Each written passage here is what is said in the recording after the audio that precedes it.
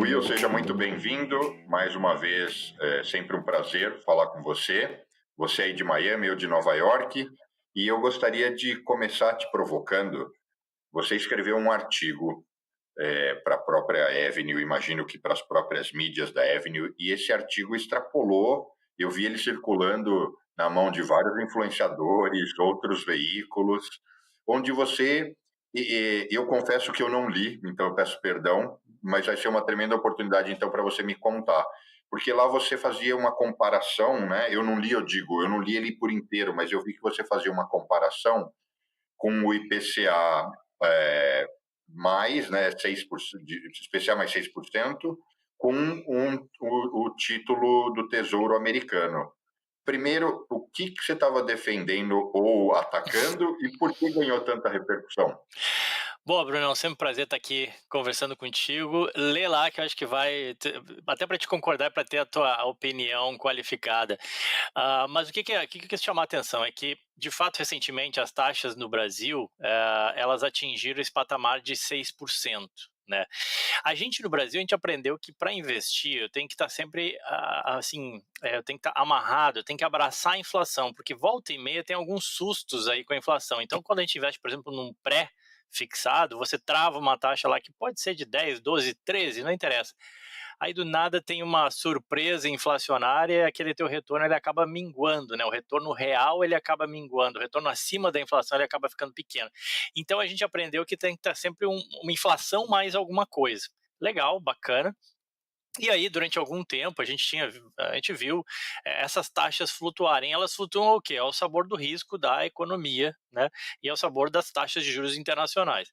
Recentemente, essa intervenção estatal do governo na economia, essa leniência fiscal que a gente tem visto, junto de um cenário de juros altos, né, nos Estados Unidos, fizeram com que as taxas chegassem a esses 6%, né, IPCA mais 6%.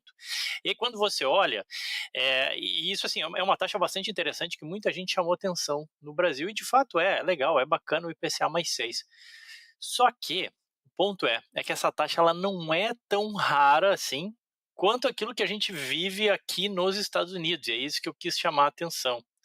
Né? Então, quando você olha o IPCA mais 6, poxa, teve IPCA mais 6 lá quando, na crise que gerou o impeachment do governo da Dilma, no Joesley Day, depois nas eleições de 2018, depois nas eleições de 22. Então, teve vários momentos de IPCA mais 6 recentemente, nos últimos 15 anos, não é tão raro assim. Agora, quando você olha para a realidade americana, a última vez que a gente teve uma taxa de juros mais alta do que a atual, ou seja, que o cara que queria investir em renda fixa conseguiu uma taxa melhor do que a atual, foi lá quando, para quem gosta de futebol, o Vasco foi campeão brasileiro nos anos 2000 contra o São Caetano na Copa João Avelange.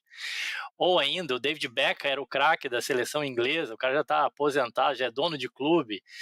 O Banespa era vendido para o Santander. Cara, os anos 2000, a última vez que a taxa foi maior do que a atual aqui nos Estados Unidos. Então, é chamar atenção para isso. Se IPCA mais 6 é interessante, não acontece sempre e tem que aproveitar.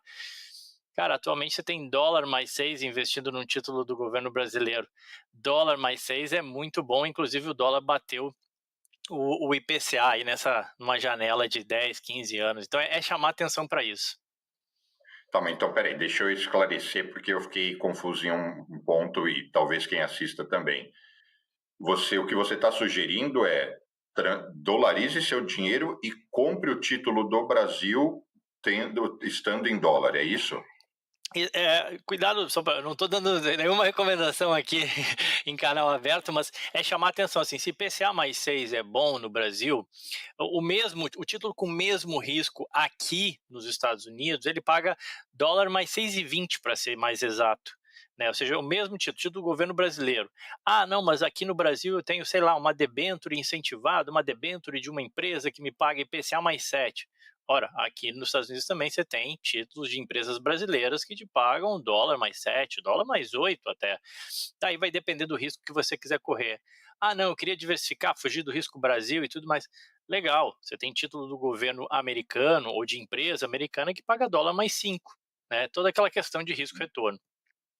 E esses títulos à venda aqui nos Estados Unidos sofrem marcação ao mercado, né? Sim, da mesma forma que no Brasil a gente tem a marcação ao mercado, aqui também tem marcação ao mercado, então você compra hoje, se essa taxa subir eventualmente, isso vai ser ruim, porque você poderia ter esperado mais um pouco para pegar uma taxa melhor, e ao contrário, né, se a taxa eventualmente cair, você eventualmente pode se dar bem aí nessa marcação ao mercado. Exatamente. E, e já que a gente está falando então de taxa subir ou descer, tem uma correlação direta com a inflação que foi publicada, a inflação americana. Qual é a sua leitura? Ela está persistente, mas aos pouquinhos parece que a gente pelo menos está no caminho certo, não?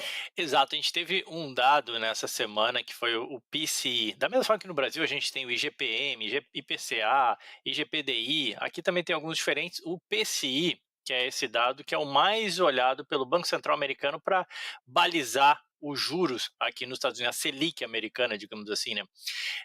E esse dado ele veio basicamente em linha com o que o mercado estava esperando, mas com dois destaques positivos, que foi o núcleo, que é quando a gente expurga alguns eventos que são muito voláteis, ele veio um pouquinho abaixo daquilo que o mercado estava esperando, e também os gastos do consumidor um pouquinho a menos do que o mercado estava esperando, e isso foi uma notícia positiva, fez com que o juros cedesse, e trouxe de novo aquela perspectiva de que, especialmente porque voltar um pouco no tempo, né? A gente vinha numa toada positiva, a inflação cedendo, a inflação dando sinais que estava, né, caminhando para desinflacionar a economia como um todo, mas aí janeiro, fevereiro, março, dezembro também tinham sido meses onde a inflação acabou surpreendendo um pouco para cima e se mostrando bem teimosa e não querendo ceder, meio que ela parou, ela cedeu, mas ela parou ali ainda acima da meta do Fed. E agora, depois dos últimos dois dados, tanto o CPI quanto o PCI vieram um pouco mais em linha, e levam um pouco a crer o mercado, né, de que acho que agora a inflação voltou a dar sinais aí de que pode continuar cedendo, caminhando em algum momento para a meta do Fed. Eu penso como você.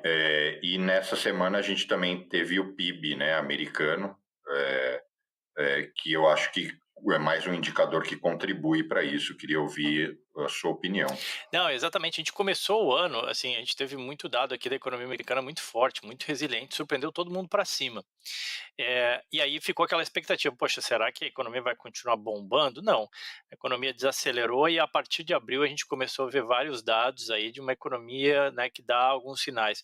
No caso do PIB, especialmente, o que a gente viu foi que a valorização do dólar, que a gente sentiu contra o real, né, que outras moedas também sentiram, elas prejudicaram um pouco as exportações americanas, que também compõem ali, né, o PIB. O consumo das famílias continuou bem, mas exportações nem tanto, até porque os produtos americanos ficam mais caros. Então esse PIB ele foi revisado para baixo, ele acabou surpreendendo para baixo. A economia americana está crescendo ainda, está crescendo 1,3%, mas é menos do que aquilo que chegou a se falar, que poderia estar crescendo 2, 2,5% ou até mais. Então ela começou a dar esses sinais. O lado bom é que, assim, para o mercado está olhando isso como algo positivo, né? Porque abre espaço para. Não, beleza, então a inflação talvez ela vai sendo controlada e, consequentemente, o Banco Central americano pode, em algum momento, talvez ainda esse ano mesmo, começar a cortar os juros. Perfeito. Sempre um prazer falar contigo. Obrigado pela contribuição e pela troca de ideias. E nos vemos em mais daqui uma semana ou duas. É isso aí, Brunão. Valeu, obrigadão pela presença aí. Abraço a todos. Obrigado, um abraço.